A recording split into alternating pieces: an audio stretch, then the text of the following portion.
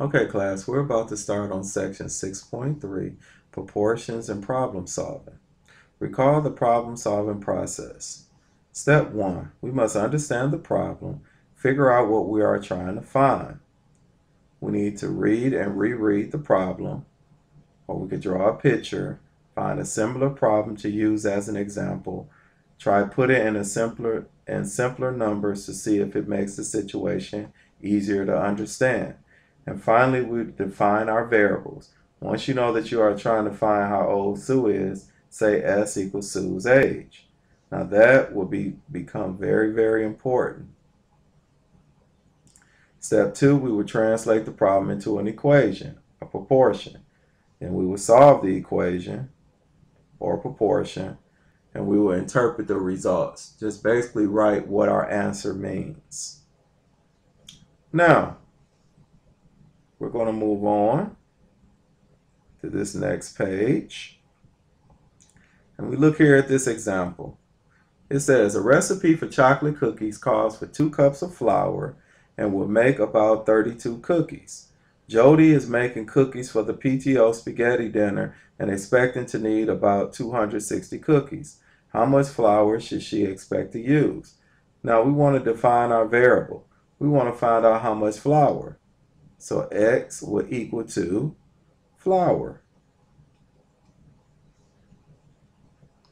Now we come down here.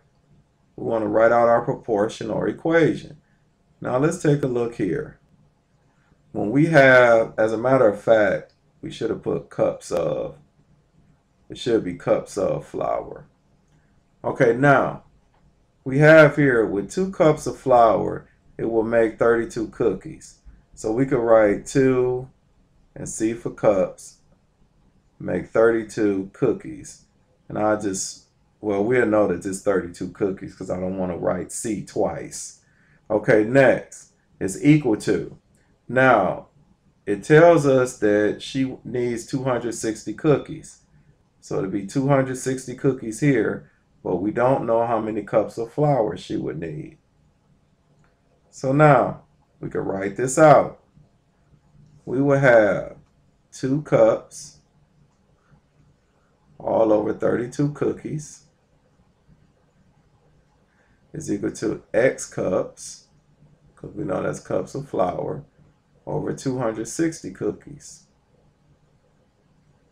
Now we multiply. We do cross multiplication for a proportion. We could do 2 times 260, and that will be equal to 32 times X.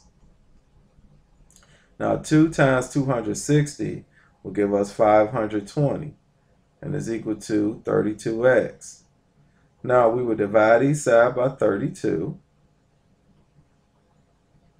And we will have here, now, when we divide this out here, we can divide 520 and 32. We could divide both of these by 4. So we could go off to the side here and take 520 over 32 and divide both by 4. 32 divided by 4 is 8. And 4 goes into 520. 4 goes into 5 once. 4 goes into 12 3 times. So that'll be 130. Now we could still divide both of these by 2. And this will give us 130 divided by 2 is 65. And 8 divided by 2 is 4. So now what we would do next is this here. We would divide 4 into 65. So we would take 4 into 65. 4 goes into 6 one time. 4 goes into 25 6 times. And we will have a remainder of 1. So our final answer would be 16 1/4 cups of flour is equal to X. Because we know these 32s will simplify each other out. So now, with our final answer, we would say Jody needs 16 1/4 cups of flour to make 260 cookies. And this is how we interpret our results. Now, we scroll to the next page. It says a 16-ounce non-fat caramel macchiato at Starbucks has 220 calories. How many calories are there in a 12-ounce non-fat caramel macchiato? So we have X is equal to calories. X is equal to calories.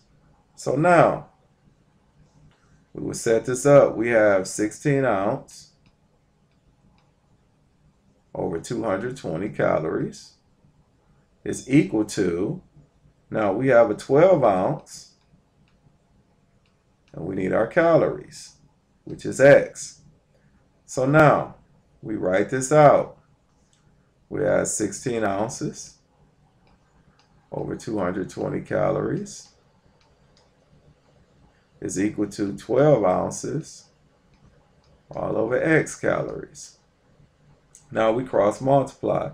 16 times X is equal to 220 times 12.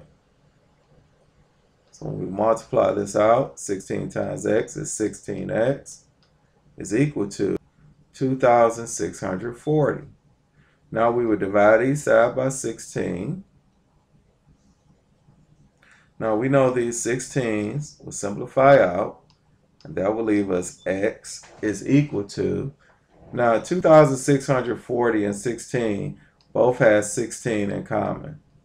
So we could divide both by 16, and that would give us 165 all over 1, which is 165 calories.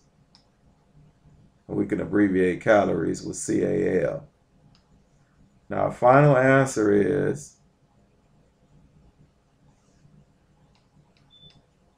there is 165 calories in the 12-ounce non-fat macchiato, and that is the final answer. Now, we scroll down here to the next problem. It says if a gallon of paint covers 450 square feet, how many gallons are needed to paint a retaining wall that is 270 feet long and 11 feet wide? Round to the nearest whole gallon. So it tells us that 1 gallon covers 450 square feet. Now what we're trying to find is gallons of paint. Now, one thing before we get started, you notice that the gallon of paint covers 450 square feet. All we have here is feet. We have to make this into square feet before we can continue with the problem. So we would need to take 270 times 11. So this would give us 2,970 once we multiply this out. And so that's square feet. So this is what we will use here. So now it takes 450 square feet for 1 gallon.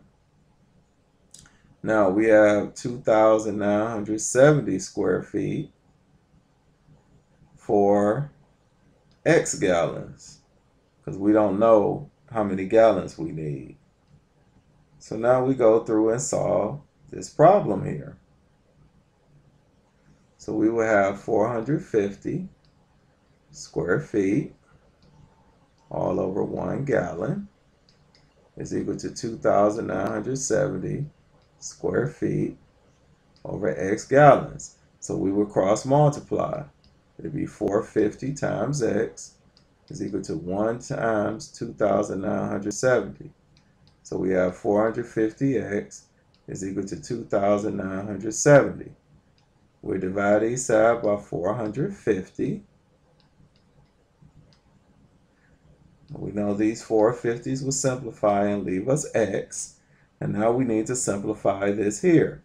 So what we would do first is, since both of these end in 0, we could divide the numerator and denominator by 10. That'll give us 297 over 45. Now 297 and 45 both have 9 in common. 9 goes into 45 5 times, and 9 goes into 297. We have 33 times. So we have 5 into 33. We can go off to the side. 5 goes into 33. 5 goes into 33 6 times. And we have a remainder of 3. So now, x would be equal to 6 and 3/5.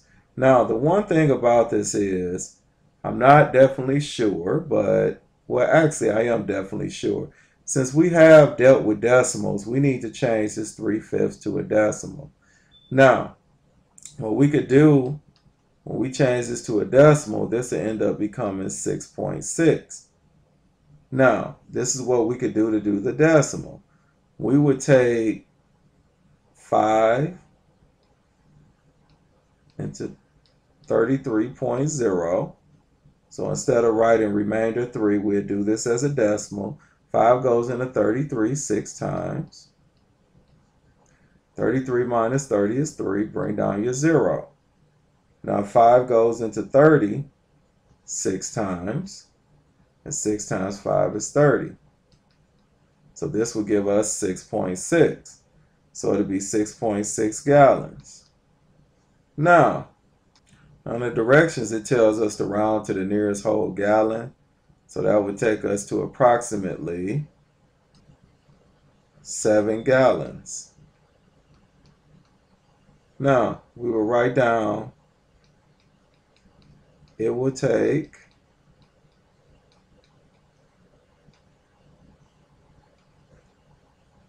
approximately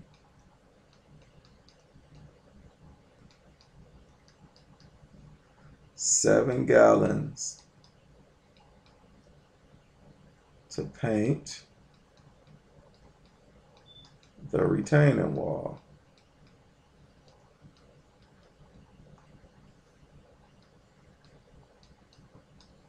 And that is our final answer. Now, I want to correct something. I want to go back up here to the first problem when we were talking about the cookies and we got 16 1/4 cups of flour as our answer. I must also show you all how to do this as a decimal.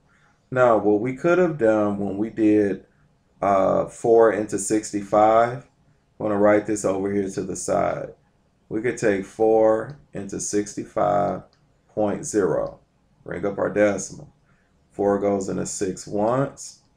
6 minus 4 is 2. Bring down your 5. 4 goes into 25 6 times. 6 times 4 is 24. 25 minus 24 is 1. Bring down your 0. 4 goes into 10 twice. 2 times 4 is 8. 10 minus 8 is 2. Add a 0. Bring down your 0. 4 goes into 25 times. 5 times 4 is 20.